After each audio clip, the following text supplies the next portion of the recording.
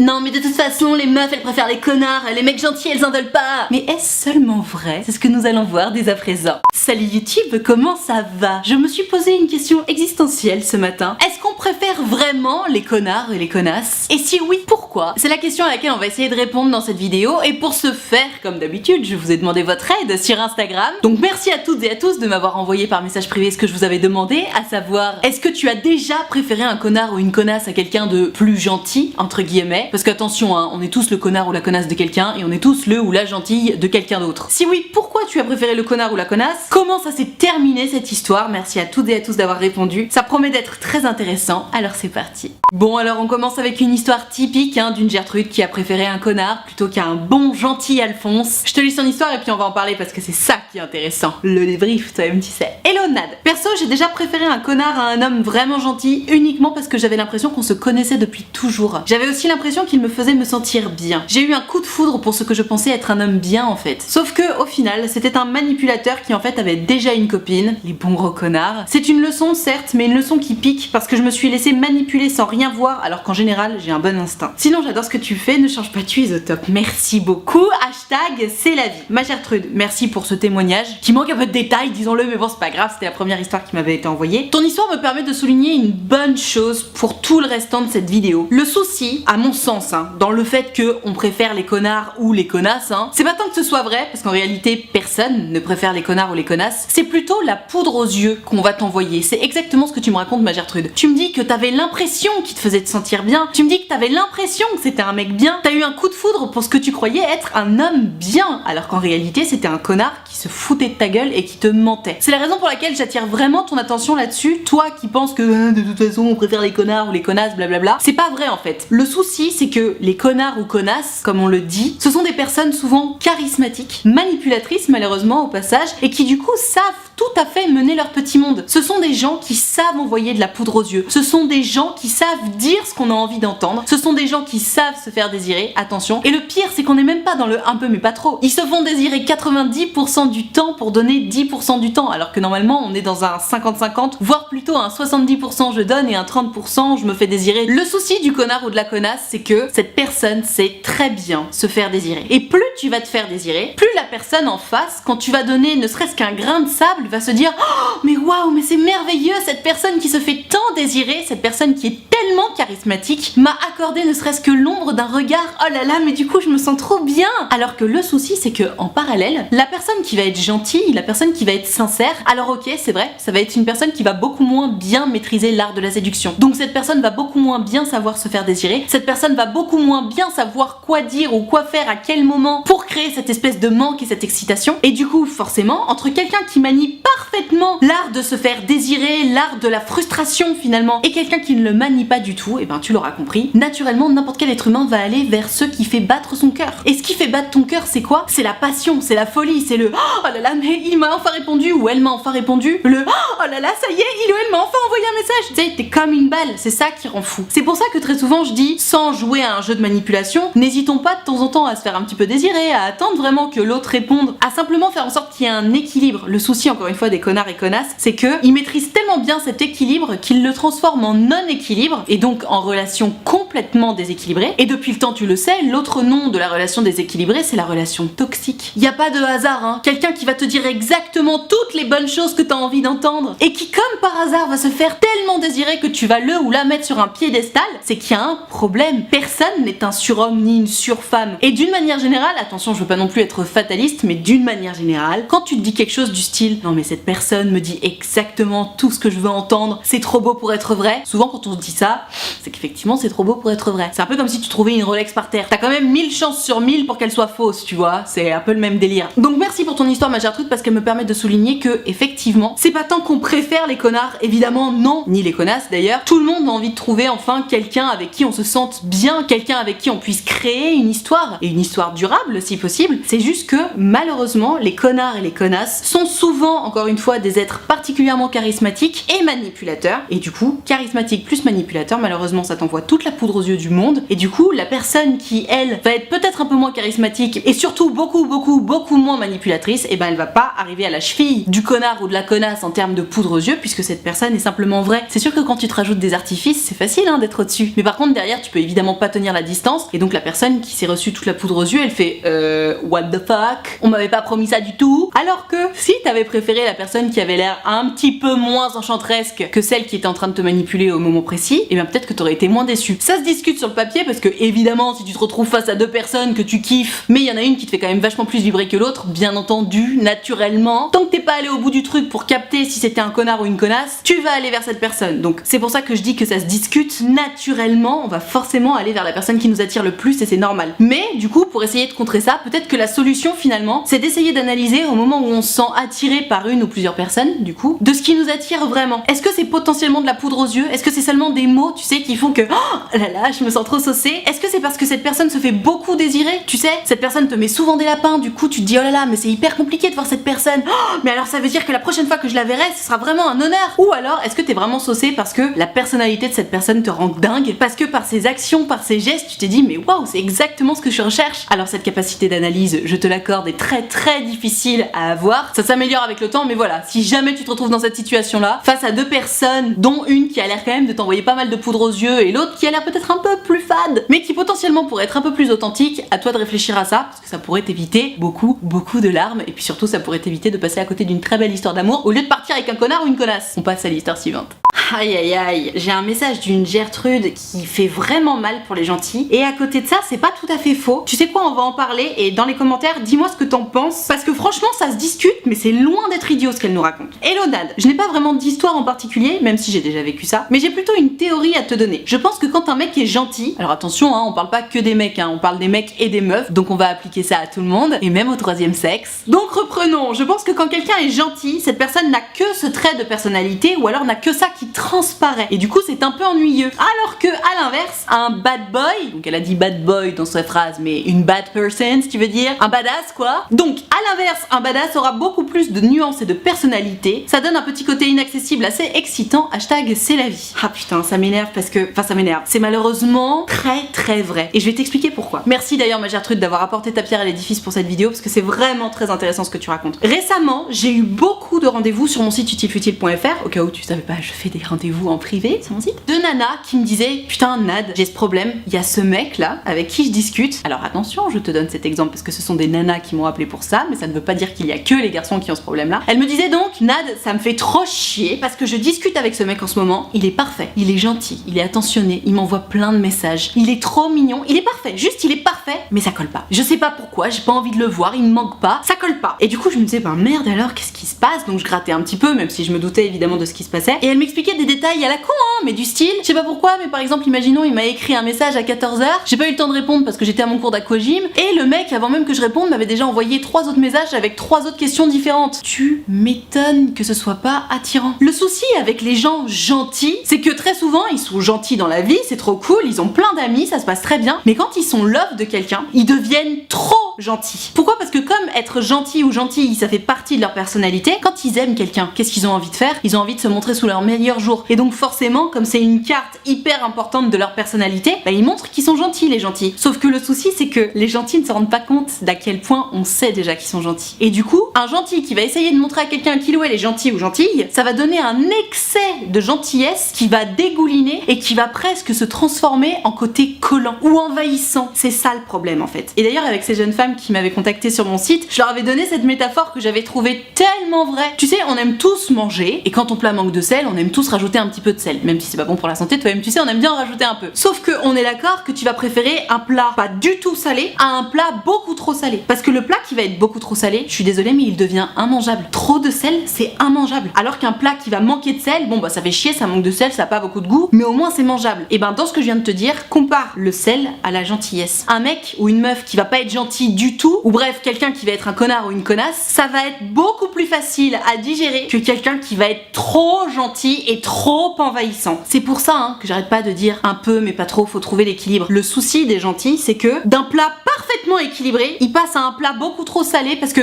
surtout je veux pas que mon crush pense que je m'intéresse pas à lui ou à elle. L'erreur number one des gens gentils. Et alors c'est vrai que ça se retrouve particulièrement chez certains mecs, mais il y a beaucoup de nanas qui en souffrent aussi. Donc si jamais tu fais partie de ces gens qui disent de toute façon les personnes à qui je m'intéresse s'intéressent toujours aux connards ou aux connasses plutôt qu'à moi qui suis une personne gentille, il est peut-être temps de te remettre en question. Le fait que tu sois gentil ou gentille, ce n'est évidemment pas suffisant. Et ça ne correspond pas à 100% de ta personnalité non plus. Comme le disait très justement Gertrude dans ce qu'elle nous a dit là, les gens gentils, ils vont avoir tendance à ne faire valoir que ce côté-là de leur personnalité. Au-delà d'être gentils, ils vont être très disponibles, voire surdisponibles. Et le souci, c'est que, encore une fois, il faut faire un peu, mais pas trop. Et quand tu deviens trop gentil ou trop disponible, c'est trop. Donc si t'es déjà gentil, ne cherche pas à en faire plus. Alors que, de l'autre côté, les connards ou connasses, comme on les appelle, eh ben eux, ils s'en foutent de faire valoir qu'ils sont gentils ou gentilles, parce que, évidemment, ça fait un peu partie de leur personnalité, mais c'est pas non plus la carte principale. Ils sont moins disponibles, donc ils sont un peu plus désirés, parce que finalement, c'est exactement ça, la différence.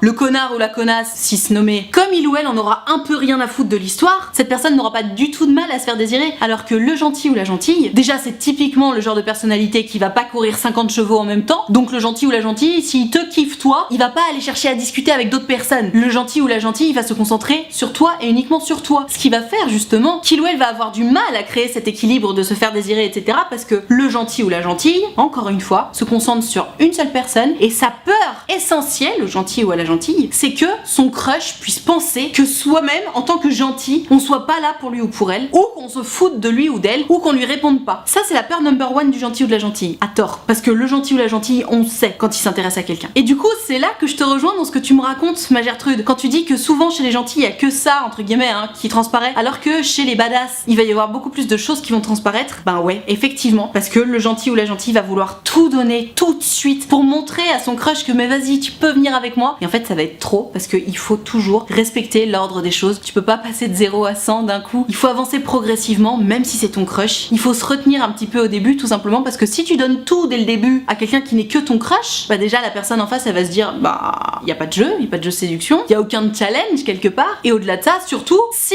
cette personne me donne déjà tout alors qu'on est même pas ensemble, bah ça veut dire que cette personne aurait déjà tout donné à n'importe qui alors qu'ils étaient pas ensemble. Donc ça veut dire que je suis pas unique, donc ça me renvoie une image un peu négative de moi, donc ça m'intéresse pas. Alors que le connard ou la connasse, clairement, c'est quelqu'un qui n'est jamais prêt à tout donner. Et du coup, là, je peux te dire qu'il y a du challenge. Et donc la personne se dit oh là là, mais ça veut dire que le jour où cette personne me donnera un grain de sable, ce sera comme si c'était un énorme rocher. En fait, si tu veux résumer en façon mathématique et commerciale, c'est vraiment le rapport entre l'offre et la demande. Un gentil, il a énormément à offrir, et du coup, bah, t'as plus grand chose à demander en tant que crush. Alors que le connard ou la connasse, il a tellement peu à donner parce qu'il ou elle s'en fout un peu, en réalité, que la demande du coup est énorme. Et donc toi, en tant que crush, t'es là genre quand est-ce que je vais avoir quelque chose, ma dose. Enfin, tu vois le délire. Donc encore une fois, ça se discute ce que tu racontes, ma Gertrude, même si je trouve que c'est quand même très intéressant parce que assez proche de la réalité, malheureusement. Si tous les gentils et les gentilles captaient qu'il suffit simplement de faire un ou deux pas en arrière pour mieux pouvoir séduire, mais ils auraient tout gagné. Le souci, c'est que les gentils et les gentilles ont du mal à capter ça, alors que les connards et les connasses ont clairement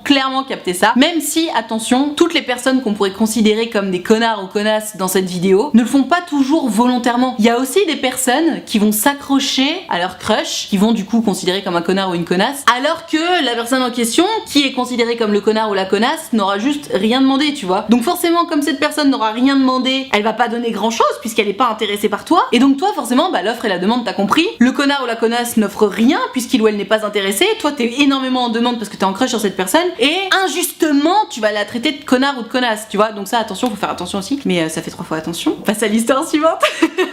Ça rejoint parfaitement ce qu'on disait avec Gertrude qui rajoute une nuance hyper intéressante et précise. Coucou Nat, j'espère que toi et le bébé allez bien. Écoute, nous allons bien, merci beaucoup. Pour cette vidéo sur les connards, perso j'en ai beaucoup rencontré, et je pense que pour celles et ceux qui ont besoin comme de défis en amour, un connard n'est jamais réellement acquis et nous pousse toujours à nous surpasser. Mais oui. Je pense que c'est pour ça que moi je préfère les connards, hashtag c'est la vie, signé Gertrude. Bon, et bah écoutez, ça a le mérite d'être clair. Effectivement, ça rejoint parfaitement ce qu'on se disait tout à l'heure. Le souci avec le connard ou la connasse, si t'es en crush sur un connard ou une connasse, c'est que en réalité, soit ça va être quelqu'un qui n'est pas intéressé par toi, c'est ce que je disais à la fin de la question précédente, soit c'est quelqu'un qui fait genre il ou elle s'intéresse à toi alors qu'en fait il ou elle a déjà 50 milliards d'autres plans. Du coup, toi, en tant que soupirant ou soupirante, tu vas te dire oh là là, j'ai besoin d'en faire toujours plus pour que le connard ou la connasse me regarde. Et donc c'est challenging, et donc t'es comme une balle, et je te dis, t'es un peu en mode oh, ma dose, ma dose, ma dose. Par opposition au gentil ou à la gentille qui, lui ou elle, lorsque tu vas faire un pas vers lui ou vers elle, va en faire 3 pour toujours te montrer qu'il ou elle est gentil, qu'il ou elle est présent et qu'il ou elle a envie d'être avec toi. Attention, si jamais tu te rends compte que t'es un petit peu dans cette situation où tu as toujours besoin d'en faire plus, de te surpasser pour plaire à quelqu'un, rappelle-toi quand même que tu es tel que tu es et c'est à prendre ou à laisser. Se surpasser pour quelqu'un, bien sûr ça fait du bien, mais pose-toi toujours la question pour savoir si la relation est saine. Est-ce que cette personne est prête à se surpasser pour toi? Est-ce que tu es dans une relation d'équilibre ou est-ce que tu en fais beaucoup pour quelqu'un qui ne fait rien pour toi? C'est très très important de se poser la question parce que je comprends tout à fait, ma Gertrude, ce que tu dis. Tu dis voilà, moi je préfère les connards parce que c'est challenging et que j'aime le challenge. Top, super. Mais ma Gertrude, tu sais que tu peux tout à fait trouver des relations saines et équilibrées dans lesquelles tu vas te sentir le besoin de te challenger et la personne va aussi se challenger pour toi. Et c'est là que ça va devenir excitant, c'est que vous allez être prêts à fournir les mêmes efforts l'un pour l'autre. Alors que dans la relation déséquilibrée avec entre guillemets le connard ou la connasse et toi, c'est que ben toi tu vas te challenger pour quelqu'un qui s'en fout, qui du coup évidemment va pas se challenger et en plus va pas du tout regarder ce que tu fais. Donc au-delà du côté excitant du challenge, c'est même pas valorisant puisque tu te challenges pour rien, puisque le connard ou la connasse s'en fout que tu te sois challengé. Tu vois ce que je veux dire? Donc attention, c'est pas parce que dans une relation avec un connard ou une connasse, tu as ce palpitant là que tu ne peux pas le retrouver dans une relation équilibrée et saine. Attention, il est tout à fait possible de retrouver ça dans une relation saine. C'est juste que dans une relation saine, tu n'auras pas cette frustration qui parfois va te rendre malheureux ou malheureuse. Parce que c'est ça le souci in fine. Si sortir avec un connard ou une connasse, ça rendait tellement fou d'amour et de joie, ce serait merveilleux. Je te dirais bah vas-y, sors avec tous les connards du monde. Ce qui est bien, c'est qu'il y en a à chaque coin de rue. Malheureusement, le souci c'est que ok, on a des papillons dans le ventre et tout quand ces personnes daignent nous répondre ou nous envoyer ne serait-ce qu'un message, mais la vérité c'est que la relation est tellement déséquilibrée que tu as beaucoup plus de négatifs que de positifs. Et c'est là d'ailleurs que généralement les gens me sortent la fameuse phrase non mais on passe des bons moments aussi quand même. On passe des bons moments avec tout le monde. Même avec ton prof d'histoire, tu peux passer un bon moment si tu te démerdes bien. On passe des bons moments avec n'importe qui, tout le temps. Le fait de passer des bons moments, c'est pas une raison pour rester. La raison pour rester, c'est tes besoins essentiels sont remplis. Donc est-ce que tu as suffisamment d'amour? Est-ce que tu as suffisamment de câlins? Est-ce que tu as suffisamment d'espace si tu fais partie des indépendants? Est-ce que tu as suffisamment de présence? Est-ce que tu as suffisamment d'écoute? Bref, est-ce que tes besoins essentiels sont remplis? Et 2, est-ce que tu es heureux ou heureuse dans cette relation? Et attention, le fait d'être heureux, c'est pas on passe des bons moments. Le fait d'être heureux, c'est on a un équilibre. Et d'ailleurs, l'équilibre en principe entre bons et mauvais moments, c'est plutôt 80% de bons moments et 20% de moments un peu plus chiants, tu vois. C'est pas 90 moments de je suis triste, il ou elle me répond pas, ou alors je suis dans l'attente, et 10% de bons moments. Tu vois la différence? Donc attention, parfois on est dans une relation avec un connard ou une connasse, en tout cas avec quelqu'un qui s'en fout un peu de nous, sans même s'en rendre compte, et on se dit non mais j'y trouve mon compte parce que 10%, 5%, 2% du temps, j'ai ce qu'il me faut. C'est pas ça une relation saine. Et il est largement possible de trouver quelqu'un avec qui ton cœur va battre aussi fort dans une relation saine, d'équilibre et de respect mutuel. C'est hyper important que tu aies conscience de ça. Parce que je vois tellement de gens qui se racontent des histoires, et attention, je comprends pourquoi. C'est difficile d'ouvrir les yeux sur sa relation et de se dire ah non mais en fait je suis pas du tout avec la bonne personne là. Ça fait X temps que je mise, tu sais, tous les jours sur la même personne qui en fait n'est pas faite pour moi. C'est très difficile de se rendre compte qu'on s'est trompé, qu'on a eu tort de continuer à miser sur cette personne là, qui en plus ne misait pas en retour sur nous. C'est très difficile. Mais une fois que t'as ouvert les yeux là-dessus, le plus difficile est fait. Parce qu'une fois que t'as ouvert les yeux, tu te rends compte que t'as pas du tout ce dont t'as besoin, que t'es pas heureux ou heureuse, que tu mérites mieux surtout, et c'est là-dedans que tu vas trouver la force pour te barrer et pour supprimer cette personne de ta vie. Mais dans tous les cas, si jamais tu te rends compte que t'es dans une situation comme ça, il est toujours temps d'arrêter. Tu sais, c'est un petit peu le même souci que quand t'attends l'ascenseur. T'appuies sur le bouton, t'attends l'ascenseur, t'attends 30 secondes, tu vois qu'il est toujours pas là, tu te dis bon allez c'est pas grave, je vais prendre les escaliers. Comme t'as attendu 30 secondes, c'est pas grave. Alors que si ça fait déjà 10 minutes que t'attends l'ascenseur, ça fait chier de partir maintenant parce que tu te dis bah non mais il va arriver dans 30 secondes, maintenant je vais attendre. Tu vois la différence? Je sais pas si c'est bien clair, mais en tout cas dans ma tête c'est très clair. Le plus tôt, le mieux pour s'extraire d'une relation avec un connard ou une connasse, pour s'extraire d'une relation dans laquelle t'es pas heureux ou pas heureuse en fait. Je sais c'est pas facile de s'en rendre compte, mais je te rassure, on est tous et toutes passés par là, et moi la première. Mais tu ne pourras que t'en féliciter une fois que tu seras sorti de ça, parce que malgré ce que tu peux penser, tu seras forcément plus heureux ou plus heureuse seule qu'avec cette personne qui est un connard ou une connasse comme on le dit. À méditer. Avant d'arrêter cette vidéo, j'aimerais bien faire une petite conclusion, parce que pourquoi pas, je fais rarement des conclusions après tout. Oh, j'ai oublié de mettre paf. Mon dieu, j'ai honte. Et personne ne l'a vu en plus dans la vidéo. Mais hashtag j'ai vu dans les commentaires si t'as vu que j'avais oublié paf. J'ai honte, pauvre petit paf. Donc pardon, je voulais faire une conclusion pour cette vidéo parce que finalement je me rends compte que le titre de cette vidéo c'était pourquoi on préfère les connards et les connasses. Et au final, je l'ai un peu tourné en si tu te rends compte que tu es en couple avec un connard ou une connasse, il faut partir. Juste petite synthèse pour terminer. C'est pas qu'on préfère les connards ou les connasses. C'est que, comme je le disais au tout début de cette vidéo, les connards et les connasses ont cette maîtrise de l'équilibre entre la frustration et le désir qui fait que ça les rend terriblement séduisants. Mais ça les rend terriblement séduisants à tort. C'est un mirage le fait que ces gens soient séduisants. C'est juste qu'ils créent de la frustration. On a l'impression que c'est séduisant mais ce n'est pas vrai. De l'autre côté, les gentils, comme ils ont ça à vendre, ils ont tendance à le survendre et du coup, quand on survend quelque chose, c'est pas intéressant non plus. Et du coup, eux, ils vont avoir l'air un petit peu trop cheesy, un peu trop envahissant, à tort aussi. Sauf que la différence entre les connards et les gentils, c'est que les gentils, ça va les desservir et du coup, ils vont se retrouver tout seuls, alors que les connards, ça va les servir, ils vont se retrouver avec 50 milliards de prétendants ou prétendantes. Donc si jamais tu te rends compte que tu fais partie de ces gentils ou de ces gentilles qui donnent trop, je sais que c'est très difficile à comprendre, je sais que c'est très difficile à mettre en place et crois-moi, je suis passée par là, mais la clé de la réussite dans la séduction, pour toi, si tu fais partie de ces fameux gentils ou gentilles qui donnent trop, c'est vraiment de partir du principe que, au pire, si ton crush pense que tu te désintéresses un petit peu de lui ou d'elle, c'est pas plus mal. C'est ça qu'il faut que tu gardes en tête. Non, tu n'as pas besoin d'envoyer 50 messages à la personne et d'ailleurs, il vaut mieux pas le faire parce que sinon cette personne va se sentir envahie. Et de la même façon que pour toi, personne n'a envie de se sentir envahi. Personne. Donc c'est pas parce que t'es gentil ou gentille qu'il faut en faire trop. Trop, c'est toujours par définition trop. Il faut trouver un équilibre. Tu es déjà gentil ou gentille, c'est la preuve que tu fais partie de ces pierres précieuses recherchées par tout le monde. Tout le monde veut quelqu'un de gentil dans la vie. C'est juste que, comme je le disais dans ma métaphore tout à l'heure, tout le monde veut un plat parfaitement équilibré, pas beaucoup trop salé. S'il y a beaucoup trop de sel, ça perd tout son intérêt. Donc puisque tu as le plus difficile à trouver entre les mains, puisque tu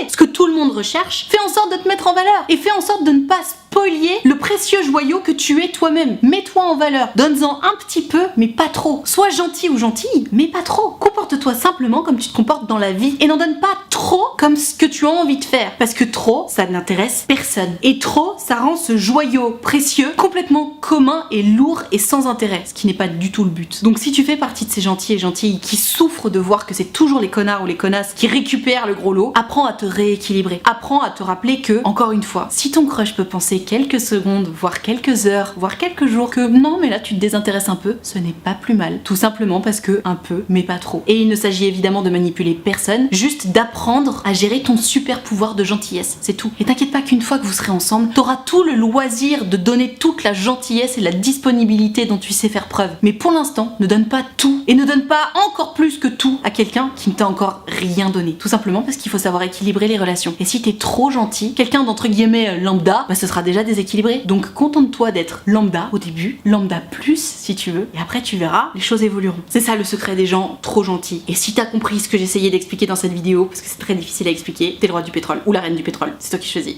Voilà, je vais m'arrêter là pour cette vidéo sur pourquoi on préfère les connards ou les connasses. J'espère que ça t'a intéressé, j'espère que ça t'a appris des choses, j'espère que ça t'a permis d'y voir plus clair si tu fais partie de ces gentils ou gentilles. En tout cas, si ça t'a plu, n'hésite pas à me mettre un pouce bleu, c'est important pour moi, ça me permet de savoir que t'as aimé mon travail. Tu peux aussi t'abonner à cette chaîne YouTube. Alors ça me fait vraiment kiffer quand je vois que j'ai plein d'abonnés, ça fait trop plaisir. Tu peux cliquer sur la cloche si tu aimes les notifications, et si t'aimes pas les notifications, tu cliques pas sur la cloche, toi-même tu sais. Mais en gros, si tu cliques sur la cloche, ça t'enverra une petite notif à chaque fois que je sors une vidéo, et c'est tous les lundis, mercredis et vendredis à 18h, comme ça tu le sais. Pour pouvoir participer aux prochaines vidéos, tu l'auras compris, c'est sur Instagram que ça se passe, donc tu n'as qu'à venir me suivre, et surtout il faut que tu regardes mes stories, parce que c'est dans mes stories que je précise à quel moment je suis en train de préparer une vidéo, et c'est à ce moment-là qu'il faut m'envoyer ton histoire par message privé, ou alors dans la petite boîte à questions selon la vidéo. Donc je t'attends tes applausements sur Instagram. Et alors si t'es pas très branché Instagram mais que t'as quand même envie de discuter avec moi en privé de ton histoire d'amour, d'amitié, de confiance en toi, mais donc que ça ne passe pas en vidéo, figure-toi que c'est possible. J'ai créé un site internet qui s'appelle utilefutile.fr sur lequel tu peux prendre un rendez-vous avec moi. Tu peux choisir de prendre un rendez-vous de 20 minutes ou de 45 minutes selon si ton histoire est longue ou pas, selon si t'as beaucoup de questions à poser ou pas, etc. Et tu peux choisir de me raconter tout ça à l'écrit, au téléphone ou en visio, selon ce que tu préfères, selon ce qui te met le plus à l'aise, parce que c'est très important de se sentir à l'aise quand on parle de soi. Dans tous les cas, si t'as envie de prendre rendez-vous mais que t'oses pas ou que ça te fait peur ou quoi que ce soit, surtout tu n'hésites pas. Pour moi c'est toujours un grand plaisir de vous avoir en rendez-vous, vraiment. J'adore essayer de trouver des solutions à vos problèmes, et puis je suis évidemment très gentille et bienveillante, ça fait aussi partie de mon travail, donc surtout tu n'hésites pas, utilefutile.fr, le lien est dans la barre de description. Je te rappelle également que l'option de souscription payante à ma chaîne YouTube est activée, ce sont les abonnés de diamant, tu le sais depuis le temps, ils sont là pour me soutenir, c'est la raison pour laquelle il y a une cotisation de 5 € par mois, ou plus d'ailleurs si tu veux et que tu peux, n'hésite pas. Et moi pour les remercier de tout ce soutien, je leur ai créé un groupe Facebook dans lequel on discute tous ensemble, je leur fais régulièrement des lives Facebook exclusif rien que pour eux et tu l'auras compris, tout le monde est très gentil, très accueillant, très bienveillant, donc pareil. Si t'as envie de venir les rejoindre mais que t'oses pas, que t'as peur ou quoi que ce soit, surtout tu n'hésites pas, tu seras forcément bien accueilli puisque c'est la règle d'or des abonnés de Diamant. Tout ceci étant dit, merci infiniment d'avoir suivi cette vidéo en entier et moi en attendant la prochaine vidéo, je te fais des très gros bisous. Ciao.